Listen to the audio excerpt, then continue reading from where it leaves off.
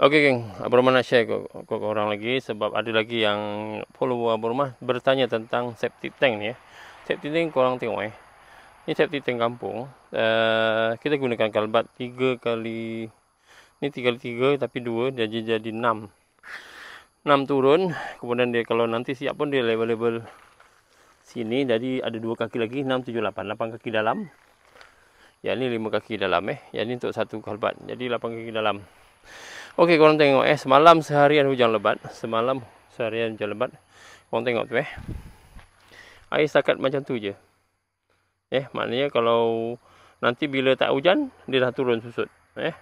Mana risiko untuk penuh tu insya-Allah 10-15 tahun lah biasanya. Kalau tak heavy duty sangat kan. Okey, untuk penuh. Jadi benda tu pun nanti kalau sini contoh ni najis, bila penuh dia akan ke sini. Ni keluar air saja. Sini nanti kita buat sistem penapis dia. Dan itu pun kalau penuh. Kalau tak penuh dia just turun naik je lah. Ikut musim. Musim hujan dia setakat penuh gitu je. Kalau musim kemarau nanti dia turun. Gitulah Ni septic tank kampung gitulah. Dia ikut resapan di tanah. Lagi satu, kalau tanam keliling tu pokok-pokok, insya-Allah dia jadi baja organik. Itulah. Kalau korang Google baja organik, kan ada orang gali sampah keliling taruh pokok. Macam tu sama je.